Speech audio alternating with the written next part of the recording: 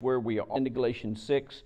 I want to back you up to Galatians chapter 5 and verse 11 for a moment, where Paul said, by inspiration I'll add, "But I, brethren, if I still preach circumcision, why am I still persecuted?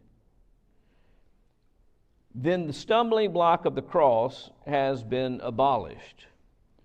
All right, so what does he mean when he says, if I still preach circumcision, why am I still persecuted? We talked about that a little bit last time, but we want to expand on it a little bit more tonight. I'll also, again, draw your attention over to chapter 6 and verse 12, where he talks about the motivation behind why these people are pushing toward obedience to the law of Moses.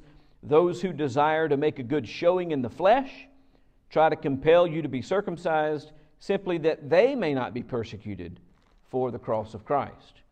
And so that whole push, he suggests, is to protect themselves and to preserve their own bodies and their own physical well-being. And then he asked the question, like we read just a moment ago in chapter 5, if he still preaches circumcision, why is he still being persecuted? Okay, so what is all that about? Let's go back to the book of Acts for a moment. And as you turn over to Acts chapter 16,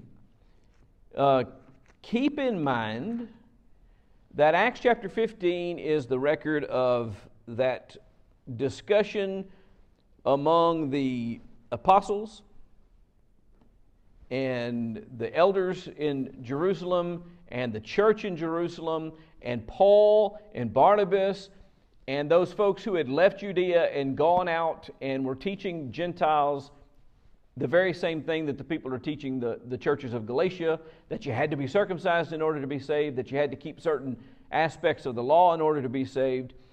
They had addressed that issue in the church of Jerusalem with the apostles present, with the elders of the church present, with Paul and Barnabas and the guys who had been teaching this, and ultimately come to the conclusion that it was not proper to bind any aspect of the law on anyone.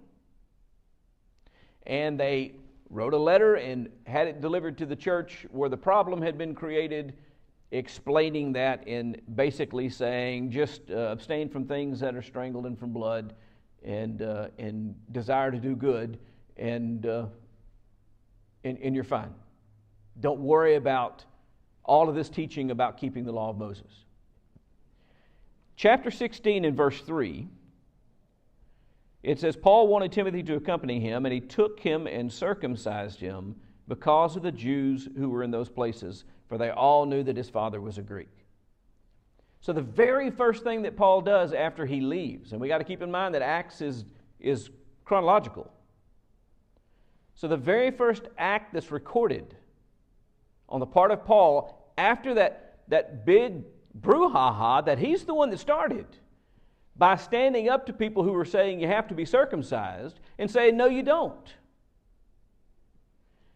And everybody, after a discussion and after considering what the scriptures say about it and considering what had been done by God through the apostles, came to the conclusion, no, you don't have to be circumcised. The very first thing that Paul does when he finds Timothy and he says, you know what, I'd like for you to come with me. I need you to be circumcised. Why would he do that when he knows that it's not required? And it's important to note that verse 3 that we read tells us his motivation. He took him and circumcised him because of the Jews who were in those places.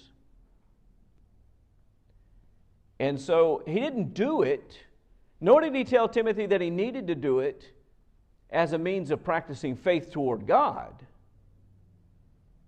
but because he knew that there were people that it would make it easier for Timothy to work with if he was circumcised, as opposed to he was not. Now,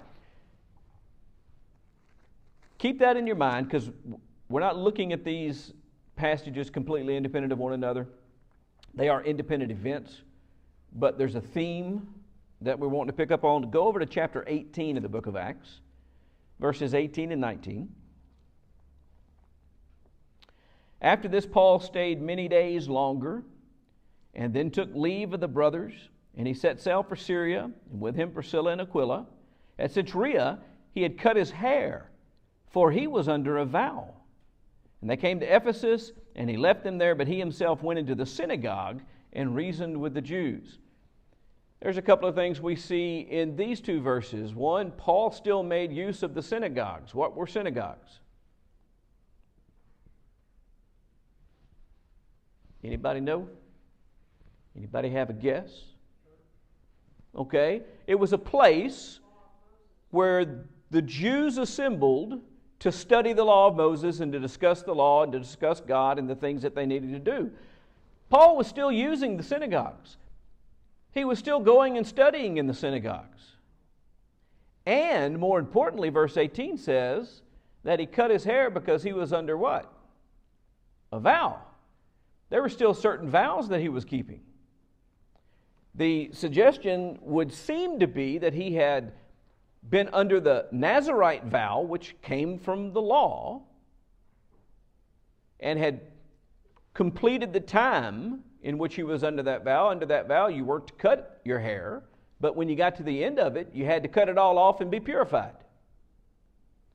And so he was still keeping certain vows personally that arose from the law. Look with me at chapter 21.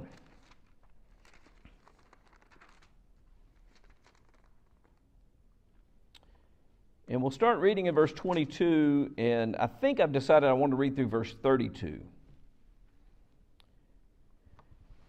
What then's to be done? They will certainly hear that you have come, and this is a conversation with Paul. They will certainly hear that you've come. Do therefore what we tell you. We have 4 men who are under a vow. Take these men and purify yourself along with them, and pay their expenses, so they may shave their heads. Thus all will know that there is nothing in what they have been told about you, but that you yourself also live in observance of the law. But as for the Gentiles who have believed, we have sent a letter with our judgment. By the way, this is referencing that letter from chapter 15. We've sent a letter with our judgment that they should abstain from what's been sacrificed to idols and from blood, from what's been strangled, from sexual immorality.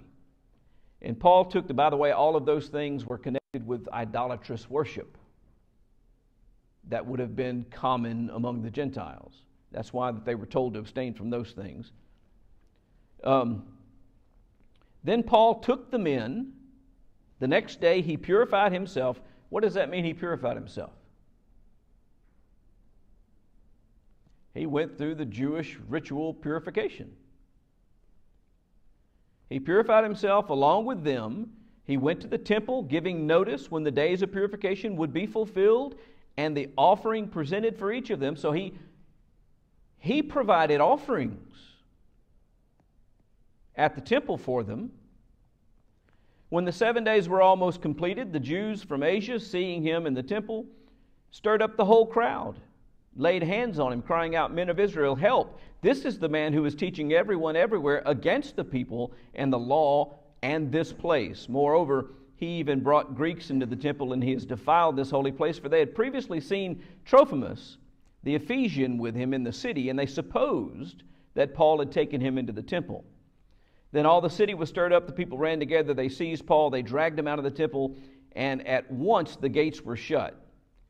And as they were seeking to kill him, word came to the tribune of the cohort that all Jerusalem was in confusion.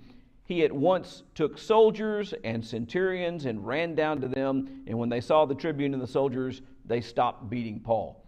And that's enough of that to get the scene of what's taking place here. What the accusation against Paul is that caused them to want to kill Paul was that he was teaching against the law, that he was telling people that they shouldn't keep the law. And that is the problem that they were trying to stave off when he first got to Jerusalem. And they came to him and said, hey, I tell you what, we've got 4 people that are coming out of the vow. They're going to be going to the temple for their purification. Here's what will put a stop to these people who are claiming that you don't keep the law. If you'll go with them and you'll go through the purification with them, and you'll pay the temple tax, and you'll offer the sacrifices in their stead, and they see you observing the law, then they can't make a charge against you like they want to do. And so we've got 1, 2, 3 examples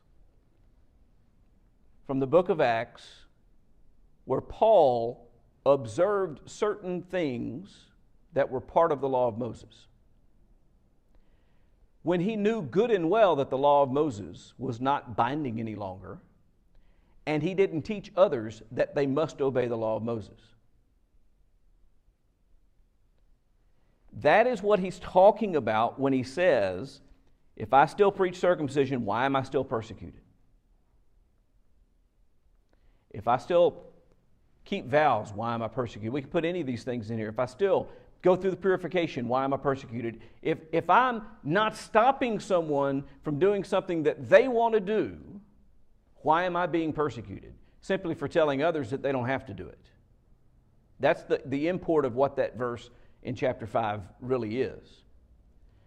But what I want us to also understand is that while this entire book is about the fact that it is improper to impose these tenets of the law upon people as a basis of salvation, it is not saying that someone can, as a personal choice, observe them. Because Paul repeatedly did. He participated in the vows. He participated in purification. What Paul knew is that those things were not matters of faith any longer.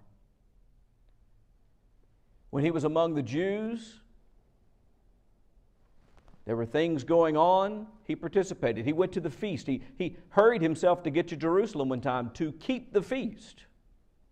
I think that's later in the book of Acts, chapter 20-something. I want to say 26 or 27, but I could be wrong about that. But anyway, he was going to observe the Passover. What he didn't do is teach Gentile Christians that they had to observe the Passover if they wanted to be saved by Christ.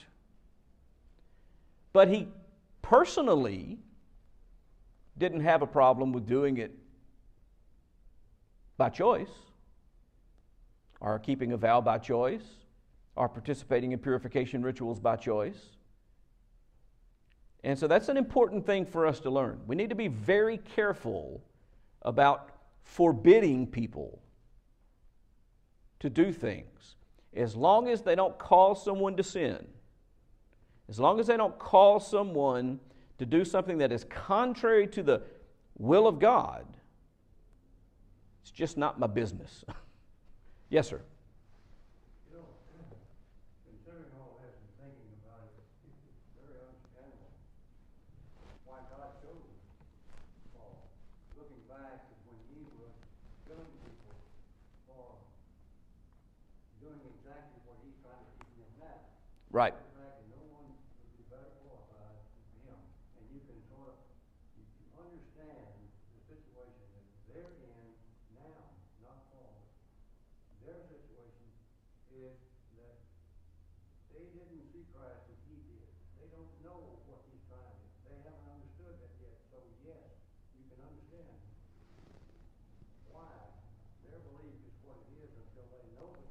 Right. Just like right now, somebody comes in here and tells us differently than what we're preaching and teaching, we're not going to be too happy about that either. And of course, we're doing that all the time. Hopefully we wouldn't try to kill them, but you're right, we wouldn't be very happy about it, and we wouldn't take very kindly to it. And like a lot of people, we probably would become defensive, and that's what these Jews did. They became very defensive. Hey, he's attacking our beliefs. He's attacking our faith. He's attacking our religion. And they go back, the circumcision goes all the way back to when Genesis between God and Abraham, with his covenant, and Abraham. And that was not a commandment to do for entry into heaven. Right. That was a commandment, it was a covenant between he and the descendants of Abraham. Yeah. Exactly. Now, we also could, and I don't want to take the time because I do want to finish this book tonight. We also could pull in a whole discussion from Romans 14, which is dealing with the same types of issues. And he basically comes to the conclusion that we're not to judge another servant. And that's what I would suggest to you when it comes to these kinds of things. Look, I don't have to go tell someone, oh, you can't do that, because I know that it's not something that God required anybody to do. I don't have to do that. I can tell someone we're not required to do that. That's what Paul preached. We're no longer required to do these things. No one's required. And when people tried to tell them, you're required to do this, Paul stood up and said, no, they're not. You're putting a burden upon them that God hasn't placed on them, and a burden that we ourselves didn't even do a very good job of keeping when we were obligated to do it. So you ought not do that. And so Paul spoke against those things, but he didn't tell the people who practiced them that they had to stop. That was between them and God. And in fact, we saw that he himself allowed himself to continue to participate in certain activities as long as they didn't offend his conscience and interfere with his relationship with God. He was perfectly at liberty to do so. And that's the things that we need to learn and glean from this. Not misunderstand this book. This book is simply saying you don't pursue God through actions of the flesh. You pursue God by following Him, by seeking His will, and by doing what is right and nothing less. And that's the whole challenge between the flesh and the Spirit that's talked about at the end of chapter 5. Walking by the flesh is going to lead you away from God and toward men and toward the debauchery of men. Walking by the Spirit is going to draw you toward God. By the way, I will say this. I think that the more you pursue the Spirit, the more of those other things drop off. The less important those other things become. Without opening up a whole another can of worms, I'm going to raise this subject. Hopefully it doesn't digress the conversation, but it illustrates the point really well. I was talking to Brother Danny Brown one time, and we were discussing, or asking, I guess, studying the question of why the Bible never just outright condemns slavery. And Danny said, well, it didn't have to. Because anybody that pursues God according to the flesh eventually gets there on their own. It's going to just die off, which he argued that it did over time. And so I don't know, obviously there are still people who practice versions of it, and so it's not completely died off, but people that pursue God don't think that they should treat other people that way. But if you pursue the flesh, then you can justify all sorts of things. Under the guise of religion, by the way. One of the reasons I use that particular topic is because if you go back and you read the history, there were in fact people who tried to justify slavery under the guise of religion. They made it a part of the curse.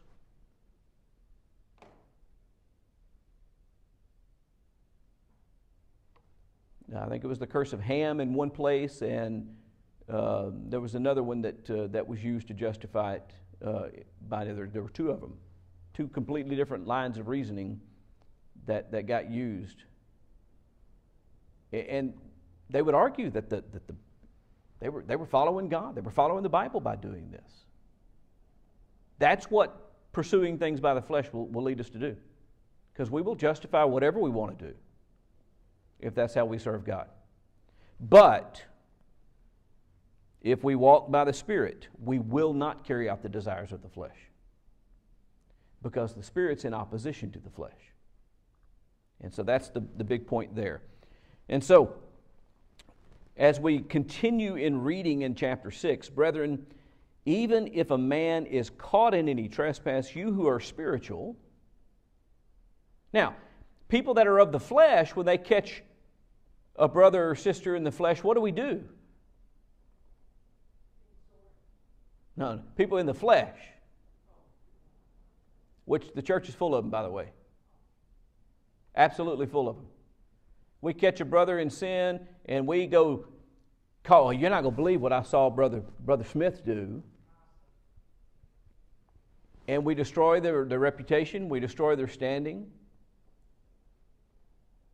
We don't work to try to restore them to faith. We use it to our advantage, especially if it's somebody we don't really care for. He says that's not the way the spiritual people react. If any man is caught in, even if a man is caught in any trespass, and that phrase is important. The condition is a man is caught in any trespass. So we've got an individual who definitely is guilty of sin. He's been caught in sin. Even if that condition has been met, you who are spiritual, restore such a one. Don't attack such a one. Don't bite and devour such a one. Restore such a one. Beyond that, he says, in a spirit of gentleness. Now, if you go back into chapter 5, you'll see that that's one of the fruit of the Spirit, right? Gentleness. In a spirit of gentleness, each looking to yourself, lest you too be tempted. The idea of introspection and looking at ourselves first and making certain that we are not in sin. That being more important than someone else's sin. Again, going back to Jesus' teaching. Your brother's got a speck in his eye. What do? Pluck his eyeball out? No, Jesus said. You need to first take the beam out of your eye. And then you're going to see clearly to actually help your brother by removing the speck that's in his eye. Each looking to yourself, lest you too be tempted. Bear one another's burdens. Don't add on. Don't pile on. Don't make it harder for them. Bear the burden with them. And thus fulfill the law of Christ. If anyone thinks he's something when he's nothing, he deceives himself. That's a reference back to this being of the flesh. The people in the church at Corinth were of the flesh. I am of Apollos. I am of Cephas. I am of Paul.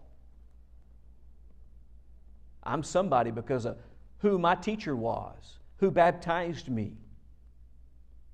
I'm important because I have the gift of tongues, and you only have the gift of prophecy or interpretation. Paul had to deal with all that problem at the church of Corinth. That's fleshly mindset of trying to exalt oneself. If anyone thinks he's something when he's nothing, he deceives himself. Let each one examine his own work, then he will have reason for boasting in regard to himself alone and not in regard to another. For each one shall bear his own load. Different load under consideration here, by the way. We're bearing one another's burdens when it comes to sin. But we're standing here falling when it comes to judgment on our own. By the way, that's where he ended up in 1 Corinthians 2 as well, by telling them that each one will give an account of himself to God for the deeds done in the body. So we got to be very careful about how we live, in other words. We need to live as one who walks after the Spirit, not as one who walks after the flesh. Live to exalt God. Live to help other people be successful in their endeavor to walk with God. Not live to exalt self. That's true, and that's part of it. Bearing one another's burden. You don't bear. Don't expect to go where Exactly. I shouldn't expect Christ to bear my burdens on the cross if I'm not willing to help bear your burden for a little while on the earth. That's kind of similar to Jesus' teaching about don't expect to be forgiven unless you're willing to forgive. Let the one who is taught the word share all good things with him who teaches. What is the point of verse 6, and how does it relate to this discussion? Does he just out of nowhere change topics?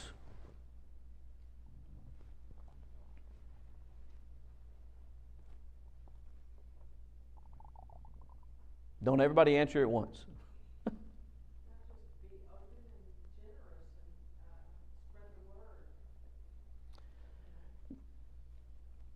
Let the one who is taught the word share all good things with him who teaches. Do not be deceived. God is not mocked. For whatever a man sows, this he will also reap. For the one who sows to his own flesh shall from the flesh reap corruption.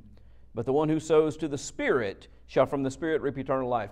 This discussion is still part of that spirit versus the flesh discussion. And here it is. Here are these people out there working hard to teach the gospel. And apparently, some people were not willing to do what? Support them. He says, let the one who is taught share all good things with him who teaches. You shouldn't be deceived about this. If you sow to your flesh, you'll reap corruption. But part of sowing to the Spirit is being willing to share material things with the people who are teaching you the Word. This isn't the only place that this is taught, but this gets to motivation. Why is it that people are stingy with material things? Why is it that people are stingy with how much they give to the work? Why is it that people are stingy toward preachers? Every preacher I've ever known and ever talked to, when they buy a new car, the first thing they hear from somebody is, we must be paying you too much. I'm not making that up. Why is it? I'll tell you why. Because we're fleshly. Because we're worried about money, and we're worried about keeping our money, and we're worried about our lifestyle, and we're worried about our houses, and we're worried about ourselves, and we're worried about our future.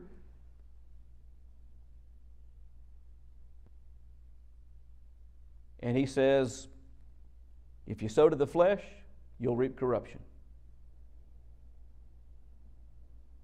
But if you sow to the Spirit, where you're bearing the burdens of others, where you're seeking to share all good things with others, if you live that way, you're pursuing God. What has God withheld from us?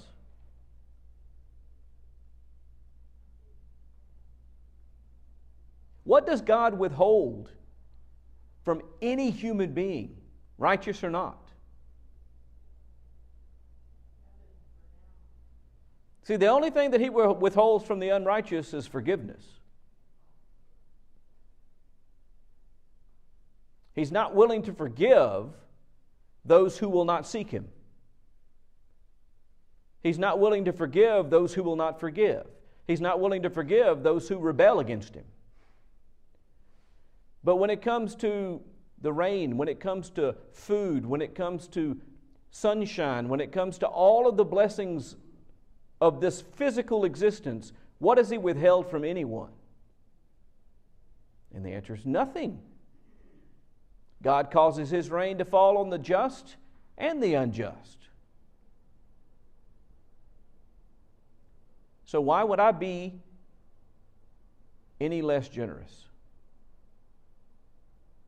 If I'm pursuing the Spirit, I'll sow to the Spirit.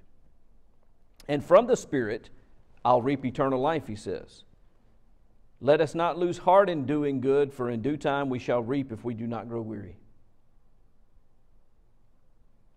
Is it hard to do the right thing sometimes? Yeah, I want you to imagine this. Put yourself in Paul's shoes for just a moment. We just read the story from, I think it was Acts 21, of Paul going into Jerusalem and going into the temple, and Paul had been teaching the gospel to people and bringing the news of salvation in Christ and opening up a way to find salvation through Christ in His work. And they came and falsely accused him of doing things that he didn't do. They determined to kill him. To justify that, they said, hey, he defiled the temple. He's bringing Gentiles into the temple. Had he brought any Gentiles into the temple? No. They had seen him in town with a Gentile and supposed that he brought him there. So they drew false conclusions to justify what they wanted to do, and then they began to beat him until all of a sudden it was going to get them in trouble. When the Romans came in, now we have to stop because we're going to get in trouble for doing this. Do you see through that whole ordeal, those people were only concerned about themselves?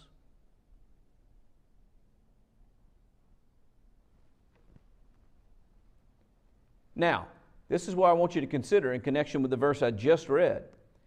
How hard would it be for Paul to continue to preach the truth when he knew that all he had to do was be quiet about it? And the beatings and the death threats would stop. That's what he's talking about in verse 11 of chapter 5. If I still preach circumcision, why am I still persecuted? How easy would it be for him to grow weary of doing what's right when what it's bringing him is rejection and beatings and threats of death and imprisonment? And it's him that God moves through to write, let us not lose heart in doing good, for in due time we'll reap if we don't grow weary. No matter how bad it gets, no matter how hard it is, no matter how great the sacrifice is, he says, keep doing it, because eventually you get rewarded. What happens if we stop? So then while we have opportunity, he says, that's while we're alive in this world, while we have opportunity, let us do good to all men, and especially to those who are of the household of faith. Anybody have any questions about any of those things? We've got the last 7 verses of the closing that we haven't covered. We have singing next week. I really want to start new material. So I may touch on these at the beginning of my next class. If not, read them. If you have any questions about them, ask them, and we can talk about them. But that's where I'm at on that decision. Now, we've got 2 weeks before the next Bible class on Wednesday night. So if you would like to suggest where we go from here, please feel free to give me that information. You guys online too, we'd love to hear what you want, and I'll look into it and see if we can go in that direction. Got to stop. They're coming in, and the clock's